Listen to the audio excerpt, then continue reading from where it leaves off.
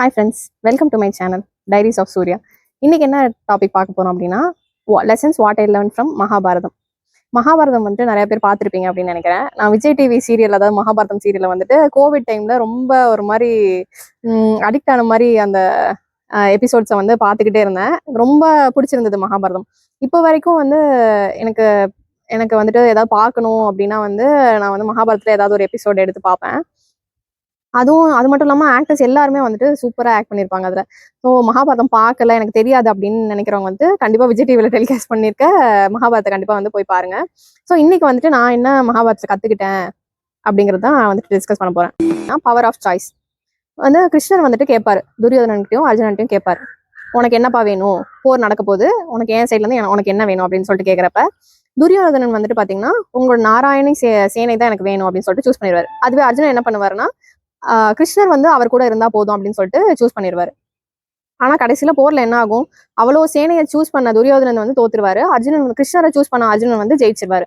இதே தாங்க லைஃப்லயும் நம்ம என்ன நம்ம வந்து மேனிஃபெஸ்ட் பண்றோம் அப்படின்னாலுமே நம்ம போயிட்டு கடவுள்கிட்ட இது கூட அது கூடன்னு கேட்காம, நீ என் கூட இரு, அது போதும் எனக்கு அப்படின்னு சொல்லிட்டு நீங்க மேனிஃபெஸ்ட் பண்ணீங்க அப்படின்னா அதுக்கப்புறம் உங்களுக்கு என்ன ஸ்ட்ரகிள் வந்தாலுமே நீங்க அதை வந்துட்டு ஓவர் கம் பண்ணிடலாம். Second point, bad choice. So இதே தான் வந்துட்டு இதே எக்ஸாம்பிள் தான் வந்துட்டு இந்த பாயிண்ட்டுக்குமே. துரியோதனன் பார்த்தீங்கன்னா எவ்வளோ ஸ்ட்ராங்னு உங்களுக்கு தெரியும். அதாவது அவரே ஸ்ட்ராங் தான்.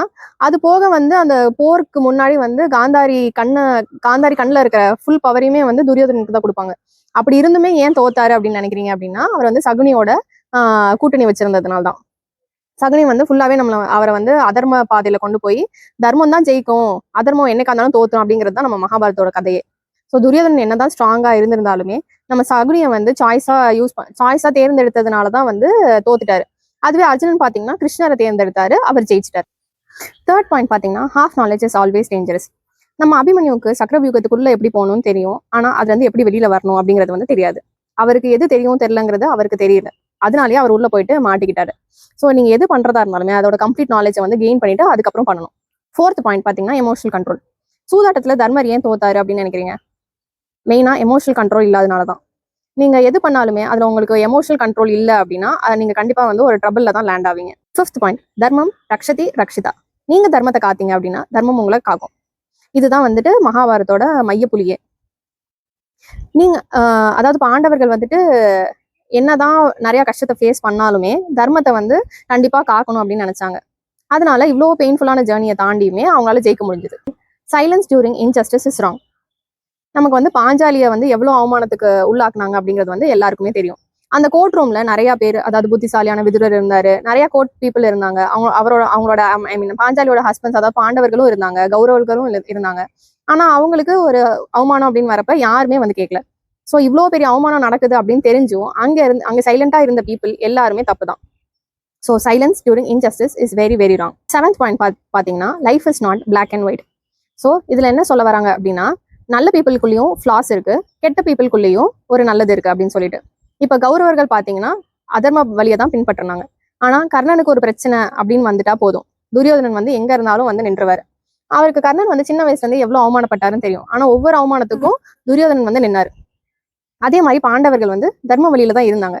ஆனா பாஞ்சாலிக்கு ஒரு பிரச்சனை, அதாவது அவமானம் அப்படிங்கிறப்ப வந்து அண்ணனோட வார்த்தையை மீற முடியல அப்படின்னு சொல்லிட்டு அங்க வந்து சைலண்டா தான் இருந்தாங்க. அது வந்து எவ்வளவு பெரிய தப்பு அப்படிங்கிறது வந்துட்டு நமக்கு தெரியும். ஸோ நல்லவங்களுக்குள்ள ஒரு கெட்ட குணம் இருக்கும், கெட்டவங்களுக்குள்ளேயும் ஒரு நல்ல குணம் இருக்கும். இதுதான் நமக்கு மகாபாரதம் தெரியுது. Eighth point, truth eventually wins. என்னதான் வந்து தர்மபாதையை பின்பற்றினாலும் அவங்க வனவாசம் போனாங்க, வனவாசத்துல நிறைய கஷ்டத்தை பார்த்தாங்க. அதுக்கப்புறம் எவ்வளோ வருஷம் கழிச்சுதான் வந்து பாண்டவர்களால ஜெயிக்க முடிஞ்சது. அதுவே வந்து அதர்ம வழியை பின்பற்ற கௌரவர்கள் வந்து ரொம்ப வருஷம் நல்லா தான் இருந்தாங்க. But eventually at end of the war தான் வந்துட்டு அவங்க தோத்து போனாங்க. அவங்களுக்கு வந்து பண்ண தப்பு புரிஞ்சுது. ஸோ என்னதான் எவ்வளோ வருஷம் ஆனாலுமே, எவ்வளோ கஷ்டத்தை அனுபவிச்சாலுமே என்னைக்காவது ஒரு நாள் உண்மைதாங்க வெல்லும். இதுதான் வந்து மகாபாரதத்துல நான் கத்துக்கிட்ட லெசன்ஸ். நீங்க என்ன கத்துக்கிட்டீங்க அப்படிங்கிறத வந்து மறக்காம கமெண்ட்ஸ்ல சொல்லுங்க. பாய்.